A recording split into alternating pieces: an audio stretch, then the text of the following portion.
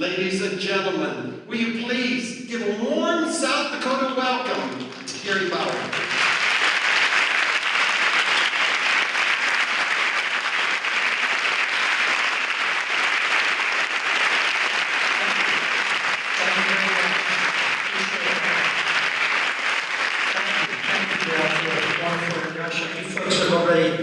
Put me on the spot because one of the first meetings I had with President Reagan at the White House, we were kind of talking about politics, and I wanted to get some pointers from him about public speaking and so forth. He said, "You know, Gary, I have found that if you get a standing ovation when you're introduced, you probably should just sit down because you have nowhere to go but down after that."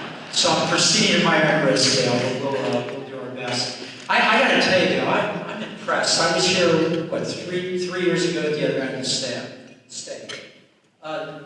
What's being built here is really extraordinary. Tonight I met what seems to be the whole state legislature. You should be passing everything.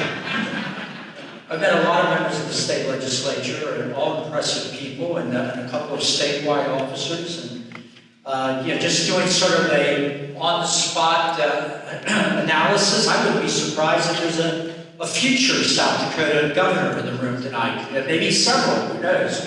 We'll have to see how it all plays out. But it's great to be here. Tonight's sort of been a mountaintop experience, great music, good speeches, the awards to three fantastic people. Now here comes the guy from Washington, D.C. After you've been to the mountaintop, to lead you through the valley of the shadow of death. So I'll try not to get you so depressed that nobody will want to give anything to anything now. We are having a good time. But I think everybody knows in the room that this is a serious moment for the country. And I'm not just talking about the presidential election, which we can't get into in detail here. Obviously, that's important. But who in America doesn't have a sense that we're on the edge of a cliff? That just one wrong step and things could unravel. This month, we mark the 15th anniversary of the war crime that was launched on the United States on the morning of 9/11. 15 years. I was driving into Washington, D.C. that morning. I was stuck in a traffic jam and hadn't moved for 15 or 20 minutes.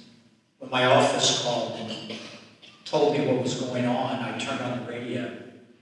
And then all of a sudden I heard the roar of a jet engine.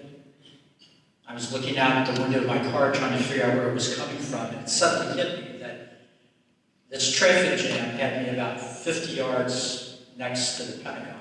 The Pentagon was to my right. In a couple of seconds, the hijacked jet flew into the side of the building. The blast literally moved our cars. I'd find out later that friends of mine died on that plane and died at their desk at the Pentagon. You didn't have to be where I was that morning. You didn't have to be in New York. Every one of us took it personally. And when I say it was a war crime, I say that very specifically. It was a war crime. I hear people describing it as a tragedy, as all sorts of things. It was a specific, intentional act carried out by 19 Islamic fundamentalists. 19 proud jihadists. They were devoted to Allah. They believed they were pleasing Him when they killed us. Now, ponder that for a second. When everybody in this room tries to please God. Maybe you start tithing. Maybe you make up for a wrong you did to your spouse or to a friend or a neighbor. Maybe you reach out to a stranger. Maybe you make sure you don't put yourself in the way of that temptation that might end up causing all kinds of problems if you can't resist it. Who in the room, how far down your list of ways of pleasing God would you have to come before you come to the conclusion, well, I think I'll kill 3,000 people because they don't worship the way I do? And we can argue, there are arguments about what percentage of Islam is represented by all this. I'll leave those arguments for another night. Can we at least agree that these weren't Amish, these weren't Presbyterians, these were 19 people who were very serious about their faith. And they believed, it wasn't a joke, they believed they were pleasing their God. Now I hear people refer to them as criminals. Bank robbers go in and rob a bank and they try to get the money because they want to take it and use it. Rapists rape and they try to get away so that they can rape again. These were people that intended to die. In the days leading up to the attack, they sinned greatly. They did things they would not normally be allowed to do because they believed once they killed us on 9/11, all of that was wiped off the slate. Now, these particular hijackers were Al-Qaeda individuals, but the army of death comes in many flavors. Today's headlines are about ISIS. But there's a whole bunch of groups waiting in the wings. Hamas, Hezbollah, Boko Haram, groups that you haven't even heard about yet. But wherever these people go, whatever their particular brand are, they leave in their wake the beheaded, the crucified, the dismembered, the raped, the sodomized, and the enslaved. You might be saying, well, yeah, I agree, but what's that got to do with Dale's work and your work? Because, ladies and gentlemen, if we don't confront this threat, and we do that in a number of different ways, build up our defenses, get a smarter foreign policy, all sorts of things. But one of the things we've got to do is rediscover who we are and what our faith is. If we're going to defeat this distorted idea and concept of worshiping God. Now, not only is all this death and destruction left in their wake, other things are left in their wake among our elites, among our leaders in Europe and here in the United States. Befuddlement, moral confusion, and the stench of appeasement is thick in the air. Look at what some of the leaders of our civilization have said. Angela Merkel. She invites in 1 million men from Muslim countries into Germany. Young men, for the most part, between the ages of, let's say, 17 and 30. And then she expressed shock when German women are raped and sexually assaulted, when the men she invited in are coming from countries that teach their young men that infidel women are all whores.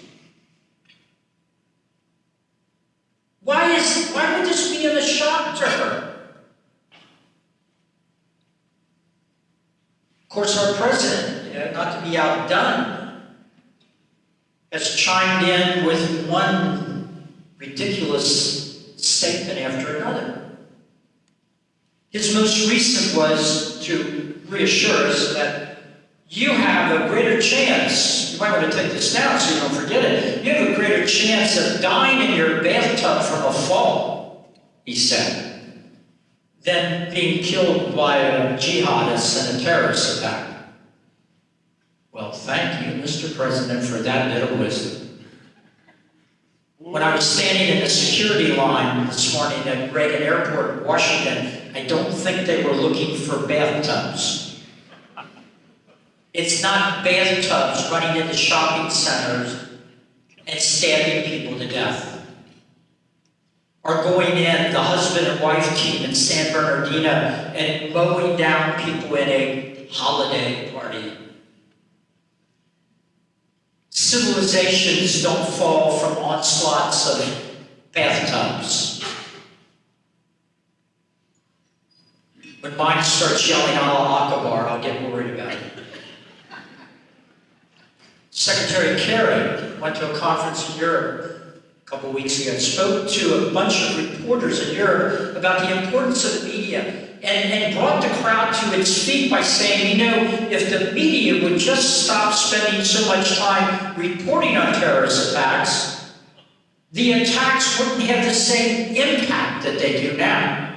And the reporters applauded that insight. He didn't really provide any guidance on what reporters should do when they discover the mass graves that are all over Africa and the Middle East, filled with Yazidis or Christians or whatever other unfortunate religious minority happens to get in the way of these barbarians that are marching across the world. Now let me bring it back to you and to Dale. All of you who are in the legislature, run for office on these values that we believe in, these Judeo-Christian values. Judeo-Christian civilization is under attack. When Dale and you all fight for the sanctity of life, for normal marriage, for religious liberty, you are defending that civilization. You're defending that civilization not only from those right here in the country that don't seem to understand where they're living, but you're also defending it against these barbarians around the world that believe it is their duty from their God to destroy you and your families. By the way, when was the last time you heard a public figure in any meaningful way even say the words Judeo-Christian civilization? It's seldom even talked about. There have been endless lectures from people in Washington, D.C. about the wonders of Islamic civilization. But I can't remember anybody. I'd have to go back to Reagan to hear high-profile senators, congressmen, presidents talking about Judeo-Christian civilization. And that seems odd to me that nobody talks about it, because it is the most successful civilization in the history of the world. It has brought more freedom, more economic opportunity, more accomplishments than any other civilization in the history of mankind. So why aren't people out there defending it? The founders who gave us this civilization, they were very well-read men. On the way to Constitution Hall, they had this sort of bank account of the things they had absorbed. They were familiar with all the great Greek and Roman classics, and in those they found a lot of the examples of divided government and checks and balances, the thing that the Republic, the sort of ideas the Republic was built on. But the most important ideas they found were not there. They were in the Bible, the Torah, the Old Testament, and the New Testament. That's where they found the central ideas of everything this country has been put on top of. That's what Dale and you all are defending, the civilization they gave us. They put their ideas that they got from the Bible, the most important one being that we're made in the image of God. They put that idea smack in the middle of the Declaration of Independence in the second paragraph. There's about 18 or 20 words there stretched together. I don't believe you can be an American child in any sense of that word if you don't know what those words are in that second paragraph. I've traveled to high schools all over the country, and I find high school seniors in this this country have no idea what I am talking about. Even when I start the sentence for them, we hold these truths. I've offered $20 bills to high school seniors who can finish the sentence. I've given out maybe 3 or 4 over the last decade. We hold these truths to be self-evident, that all men means all mankind, that all men are created equal and endowed by their government. No, of course not. Endowed by their Creator. Endowed by their Creator with certain unalienable rights, among these the right to life. Now, isn't that interesting?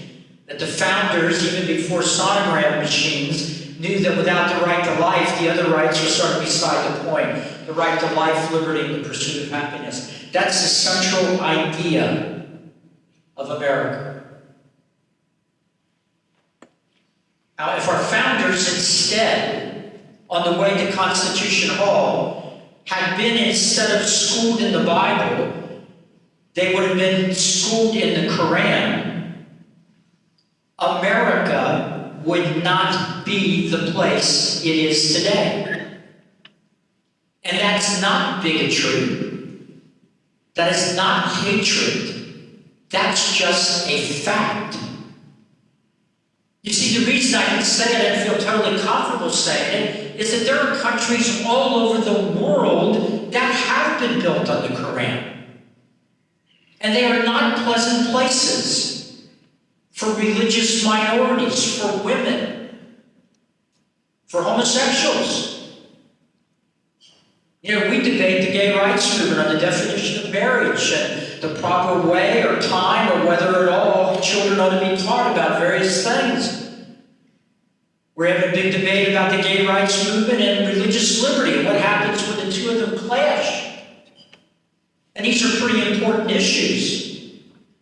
But there's not a person in the room that thinks that the proper thing to do to a homosexual in America is to kill him because he's a homosexual. But in most Muslim countries, engaging in homosexuality is a capital offense. The penalty is the death penalty.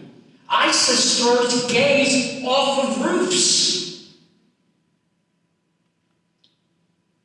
Every year, the State Department puts out a list of the top 10 human rights violators in the world. 7 or 8 of the top 10, year after year after year, are Islamic countries. It's not a coincidence.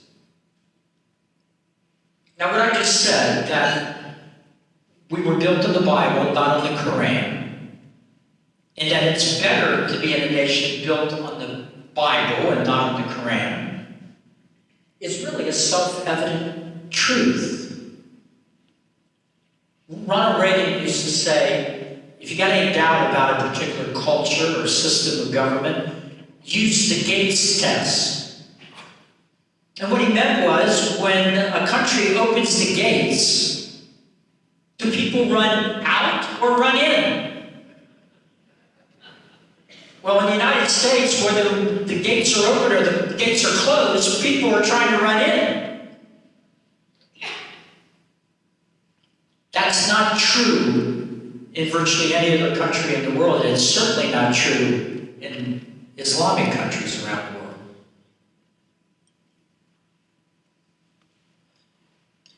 Now think about this for a second. If you've got a son or a daughter or a grandchild in a major American university, and they say to a professor what I've just said to you this evening so far, your kid's probably in trouble. That goes into the face of everything that's being taught at some of the finest universities in this country, that all cultures are equal. That if anything, America is less than other cultures. We're oppressors. We were slave owners. We committed genocide. We were imperialists, etc. Your children aren't being taught American history, they're being taught anti-American history.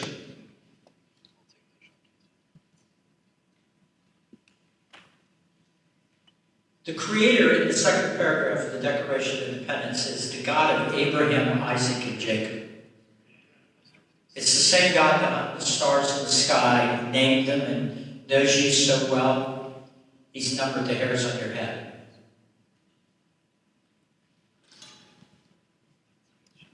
He does not tell his people to kill. He also does not tell us to be cowards. Now, the elites in Western civilization, not the good men and women in this room tonight that are among the political elite of your fine state, but broadly speaking, the elites in Europe and the United States have increasingly abandoned that God. The churches of most of Europe are empty. Many of them are being converted into mosques. There have been more mosques built in the United States since 9/11 15 years ago than were built in the United States the entire time of our history up until that attack. And at the same time, there are many churches across the country closing their doors, filing bankruptcy. Church attendance in most of America is declining.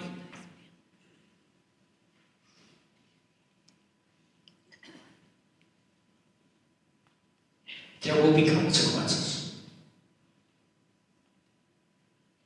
If the trend lines continue, this country is going to be in a deep, deep hole. I saw a video the other day of a gentleman. He's a little edgy. He specializes in these videos. He goes into various places and just goes up to people on the street and asks them important questions and just lets them speak for themselves. And he went to Minneapolis, walked through the heavily Somalian Muslim neighborhoods. And first of all, just asked people, what do you think of America? And most people said, it's wonderful. We can practice our Muslim faith. It's wonderful. Well, would you prefer to live under our Constitution or Sharia law? Oh, no, Sharia law. Well, under Sharia law, nobody can say anything critical of the Prophet, right? No. Must not say anything about the Prophet. He just kept asking questions that anybody could ask, like, let's say, an immigration officer, when they're deciding whether somebody ought to be allowed in the country. Ladies and gentlemen, I don't want to just stop terrorists from coming into the country. That ought to be a no-brainer, right? We ought to be doing whatever we have to keep people from coming in that want to kill us. But how about not letting people in that reject everything the country was built on and are bringing with them their hatreds of Jews, of Christians, and of others?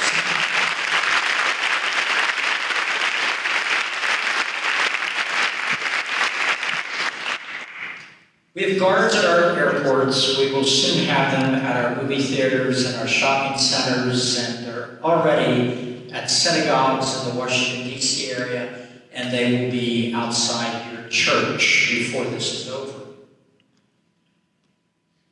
Sadly, we do not have guards in the classrooms with our children, whose hearts and minds are unprotected as they're being fed lies about the country they are blessed to be citizens of.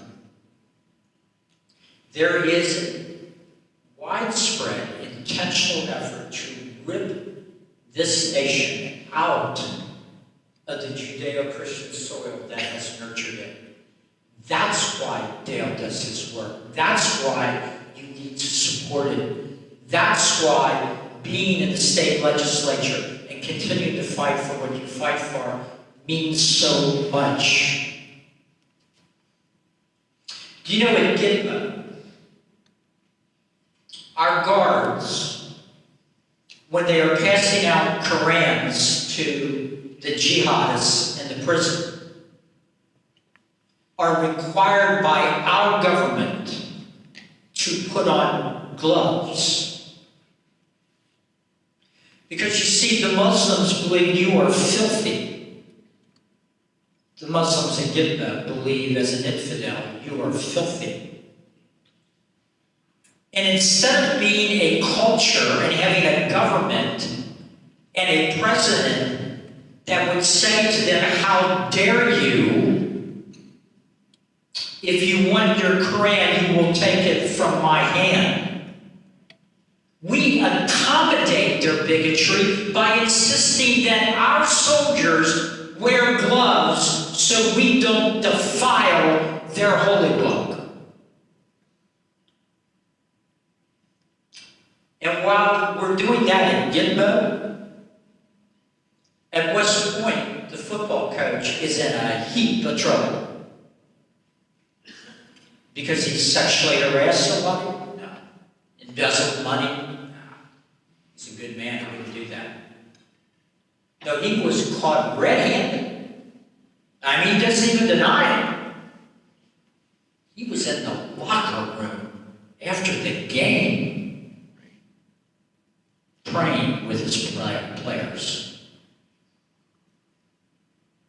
And the president's political appointees at the Pentagon now have that guy up for potential charges. Ooh. The founders would be mortified. Look, we are fighting death worshipers. This is the exact time we need to be rededicating ourselves to the God who said, I set before you life and death, so choose life so that you and your children may live. Well, I'm going to try to wrap this up before actual suicides break out here. Coming in tonight and being in a little reception, seeing people in the hallway, many of you came up and reminded me of times we've had in the past. Many of you said that you're on my mailing list, and if you are on my mailing list, you probably received in the last couple of days one of my very subtle letters telling you to send me money. And I want to thank those of you who over the years have supported me, but I am respectfully asking you tonight that if you've got that letter sitting at your desk at home, or it comes tomorrow or later this week, tear up the check you were going to write to me and make it out to Dale's work here in your state. I don't know what's going to happen in Washington. We hope for the best. But every state that fights for these values the way Dale and you all are doing is more important than what I'm doing in Washington. So do not make him beg for money tonight. Please generously support this work. Now let me bring us back to 9/11, which may be a strange place to go to if I'm trying to cheer you up. You know, one plane didn't make it to its destination, the hijackers' determined destination. That was Flight 93, I believe it was. The flight that crashed in a field in Pennsylvania. We know a lot about what happened on that flight because the passengers on it had some time and they made phone calls home to husbands and wives and children. And they shared with them the nightmare they found themselves in the middle of. As far as I know, there were no Navy SEALs on the plane, no guys out of boot camp. It was a pretty typical early morning flight. People on it just like you. Businessmen going on one of those early morning trips, families taking a late summer, early fall vacation, students going back to college. They found themselves in the middle of a nightmare. There were 36 of them on the plane and 4 hijackers. The hijackers had already killed one of the flight attendants and killed the pilot and the co-pilot. They were in the cockpit and they had control of the plane. The horrified passengers, many of them gathered in the back of the plane. Your fellow Americans, what do we do? Some of them said, look, I know this is terrible, but we need to get back in our seats. That's what we need to do.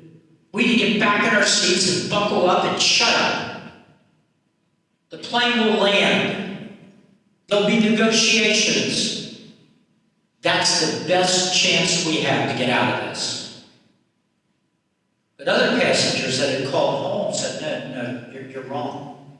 I talked to my wife. The country's under attack. Everybody hit the World Trade Center towers. This plane's never going to land. It's going to be used as a weapon against our country.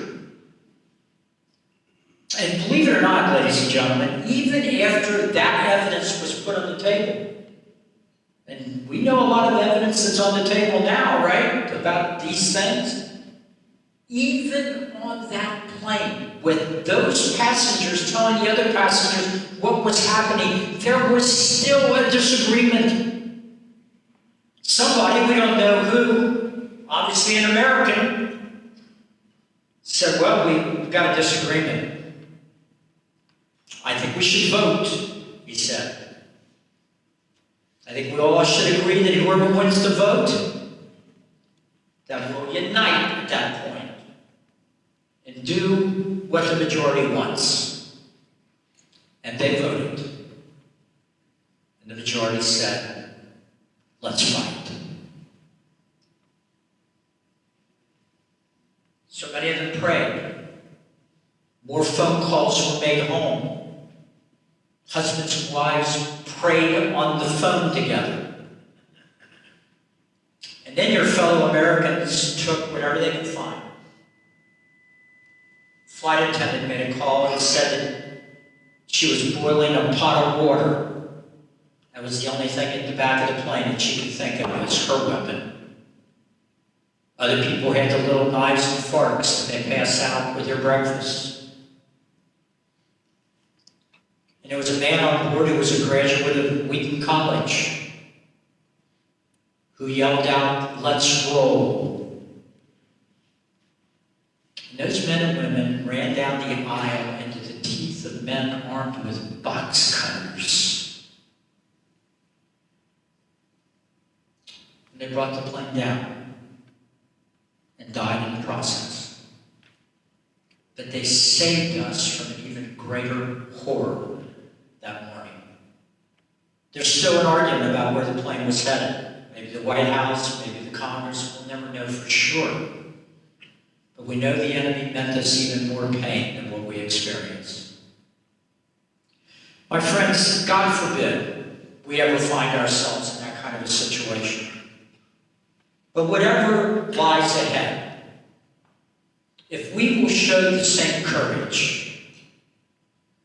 if we will show the same courage at the ballot box, same courage in arguing with our friends and neighbors about the reality staring us right in the face, the same courage in defending our country, the same courage in confronting evil. If you will do that, and if millions of us around America will do that, I am absolutely convinced that come what may, next year and 5 years and 100 years from now, with God's blessing, the stars and stripes will still fly over our nation's capital, the flag and the capital of a free and united America. May it be so. God bless you all.